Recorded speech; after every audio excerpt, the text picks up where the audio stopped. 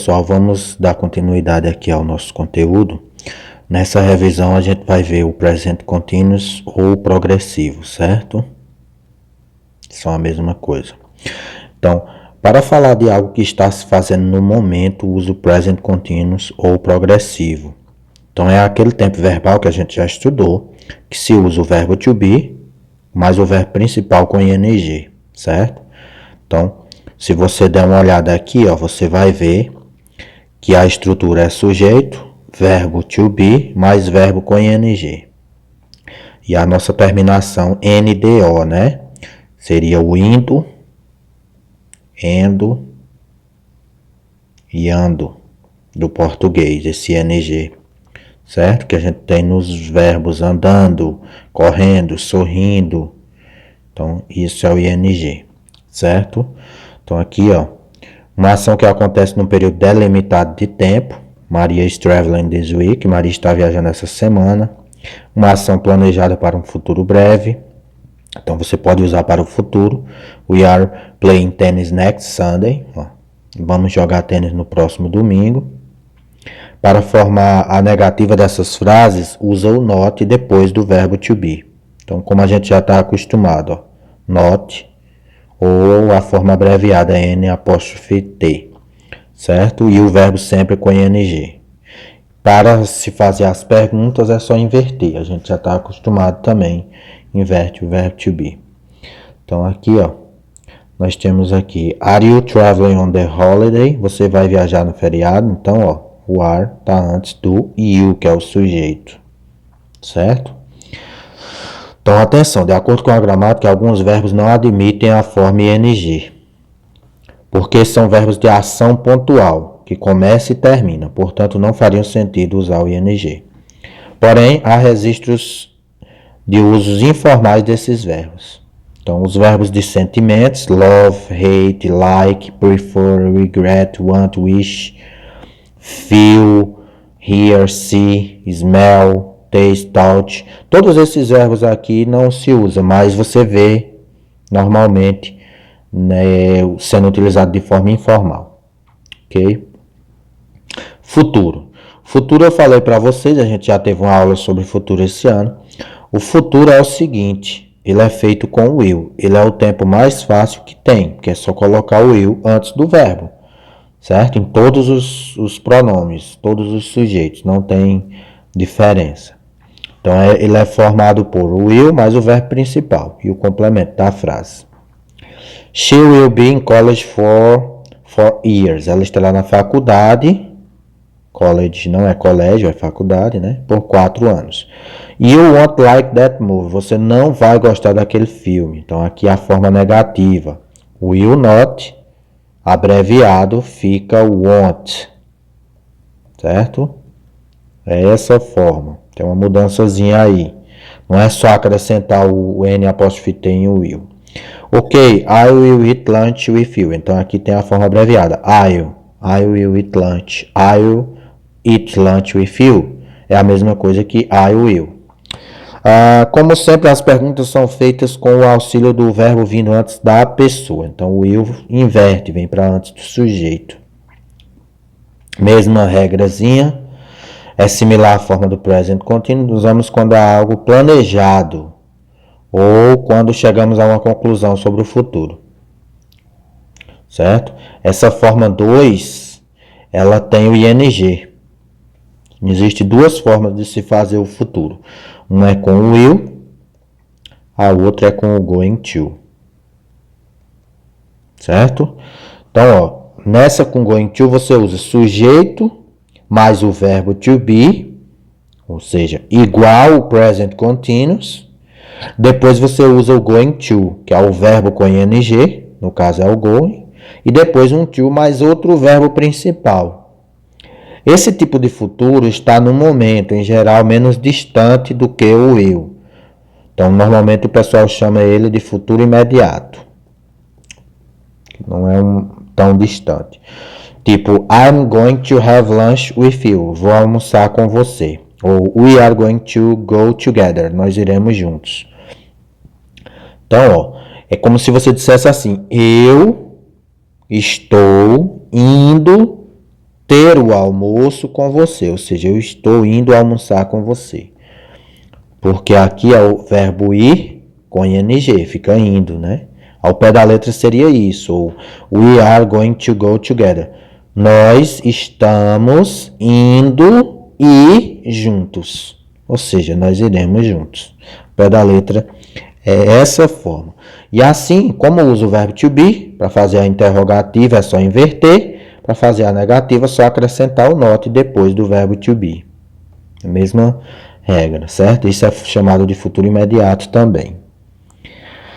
Então aqui nós temos formato do futuro com present continuous, com going to, né? Só mais explicação. I'm going to play soccer on Saturday. Vou jogar futebol no sábado. I'm playing soccer on Saturday. Com present continuous, falando de futuro. Que a gente já viu. E finalmente o passado. Passado em inglês, a gente tem que lembrar primeiro do passado do verbo to be, que é o was e o were, né? A gente usa o verbo to be quando ele estiver presente. E aí nós temos o passado simple past dos outros verbos que a gente vai utilizar o ed ao verbo para ele ir para o passado. É usado para falar de fatos que aconteceram no passado, já terminaram e não tem nenhuma ligação com o presente. Nisso incluímos relatos que fizemos, histórias, notícias. Para transformar o verbo regular em passado acrescentamos o ed. Então lembrar que é sempre em verbos regulares. Certo? O ed. Então, ó, they called me last night. Eles me ligaram ontem à noite. Yesterday, I baked a cake. Então, ontem eu assei um bolo. Ed. We studied all night long. Estudamos a noite toda.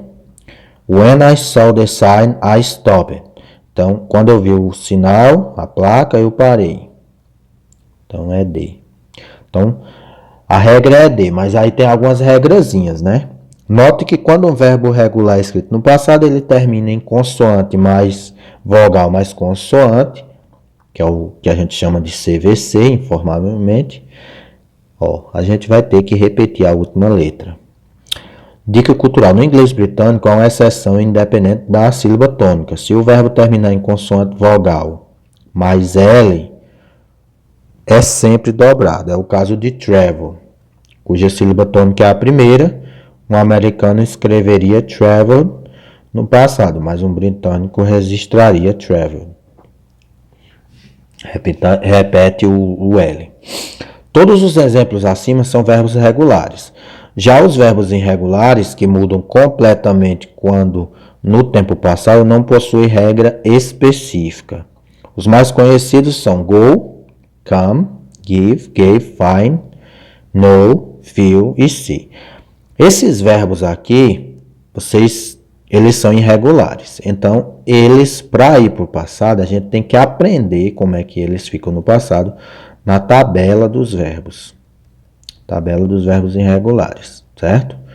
Porque eles não recebem ed para ir para o passado. Eles mudam para outra palavrinha, certo? Então, isso a gente vê na tabela, a gente procura pela segunda coluna da tabela, que é o past. Já as perguntas e negativas são mais simples, basta estarem acompanhadas do auxiliar did, que é a forma passada do did. Já sinaliza que a frase está no passado, assim o verbo principal volta à forma presente. Então, ó, did you talk to them? Você falou com eles? O que está explicando aí é que o verbo na pergunta não recebe o ed, certo? Não recebe ed na pergunta, porque você já usou o did. Na negativa também o verbo não fica no passado. O passado é sol, tá bem aqui, ó. Mas aqui você não usa. Por quê? Porque tem a negativa, tem o auxiliar did. Ok? Aí aqui tem o past continuous. Antes de ir para o past continuous, vamos voltar aqui para me explicar isso aqui do passado em um novo documento, certo? Então vamos dar uma olhadinha aqui Como é que ficaria isso? Então, eu vou escrever uma frase aqui, ó. I studied English yesterday. Essa frase, ela está no passado, né? No simple past. Então, eu tenho o sujeito, eu tenho o verbo com ed, eu tenho o complemento, certo? Agora, eu quero passar essa frase para a negativa. Como é que eu vou passar para a negativa? Lembrando, o verbo study, eu vou anotar aqui em cima, ó. O verbo study, ele termina em consoante mais y.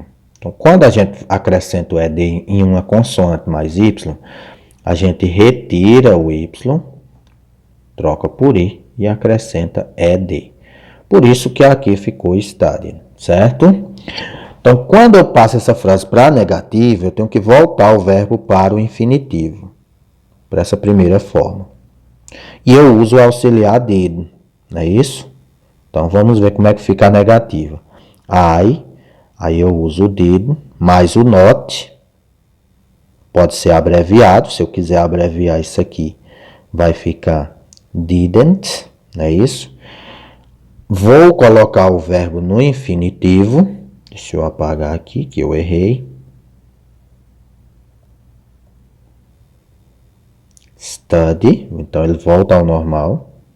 English yesterday. Pronto, está feita a negativa. Agora eu quero fazer a interrogativa, que é a pergunta, certo? Como é que vai ser? Eu coloco o did no início, did, não é isso? Coloco antes do sujeito, did I. Study também continua no infinitivo, English yesterday.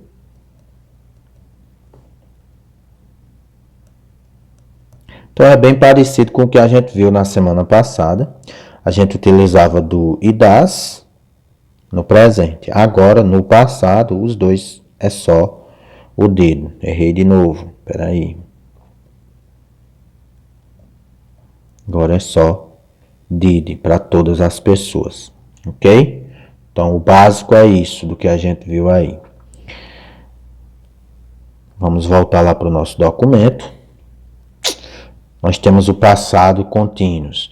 O passado contínuos, ele vai usar o was e o were, mais o verbo com ing. Então, basicamente, é a mesma coisa do present continuous, só que ao invés de usar am, is e are, nós vamos utilizar o was e o were, que é o passado do verbo to be. Então, a regra é a mesma. Tom called me while I was washing the dishes. Tom me ligou enquanto eu estava lavando a louça. They were standing by the door. Eles estavam parados à porta. Então, é só o verbo to be que muda aqui. A estrutura é a mesma. A gente não tem nem muito que focar nisso. Presente perfeito é os tempos que usa has ou have, certo?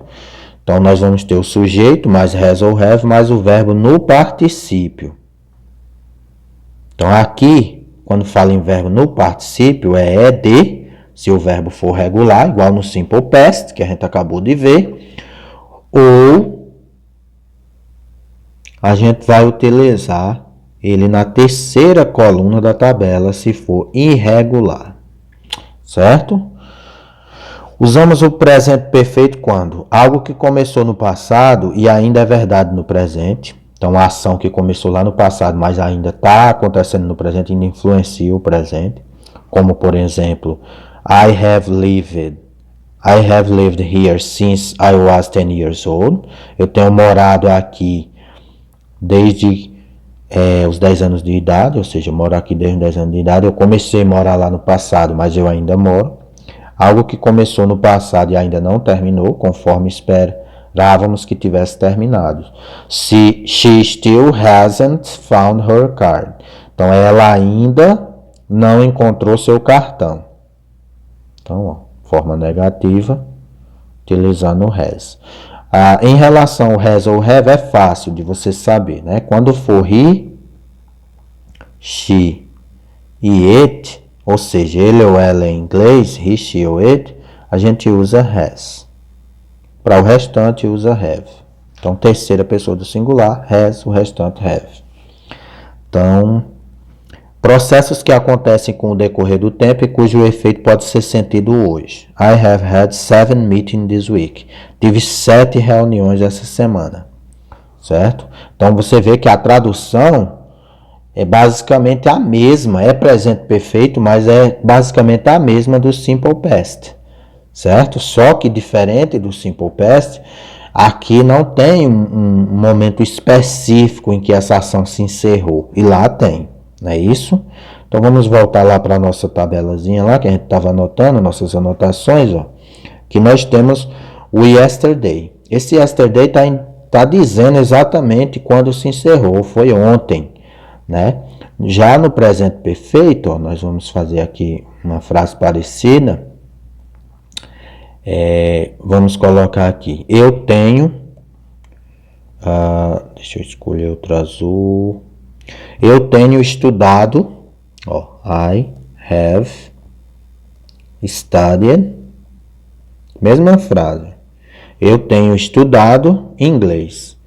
Nessa frase, no presente perfeito, eu não estou dizendo quando eu estudei inglês, estou falando do que eu tenho estudado, é uma coisa que vem acontecendo, vem do passado, mas vem influenciando o presente. Eu não tenho uma determinação de quando ocorreu. Certo? Então, vamos passar essa frase para a negativa, para vocês verem como fica. Então, ó, I have, aí eu acrescento o not, eu posso abreviar se eu quiser, fica haven't, não é isso? Ó, N apóstrofe T no final. Coloco o studied. Aí aqui você diz, professor, não volta ao normal não, que nem aqui para o infinitivo. Não, ele continua no particípio, porque agora ele está na terceira coluna. Então, I have not studied English.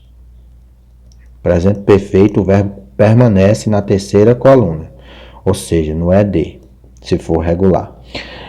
Agora eu vou fazer a interrogativa. Como é que fica a interrogativa?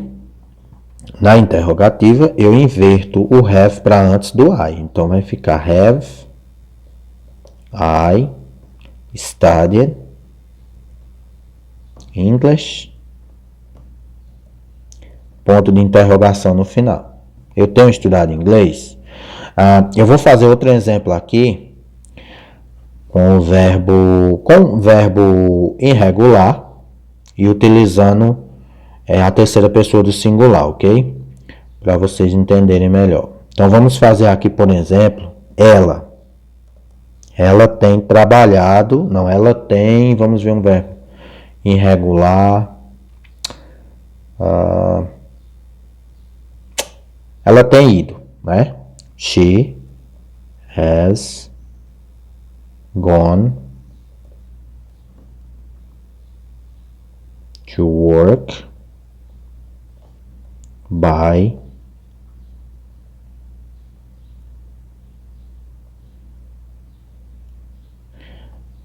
deixa eu corrigir aqui, by bus. Ela tem ido ao trabalho de ônibus. Então, nessa frase aqui, eu vou fazer agora a negativa. Ó. She has not. Se eu quiser abreviar, fica hasn't. Não é isso? Eu estou usando porque aqui o sujeito é ela, has.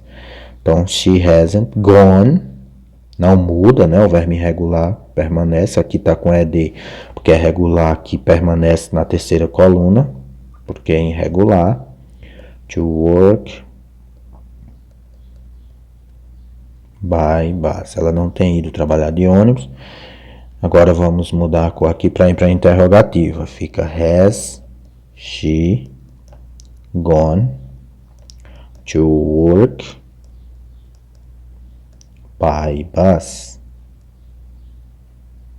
Então, como vocês podem ver, não é lá muito difícil, né? Então, nós vamos organizar aqui. Aqui é o simple past. Aqui é o present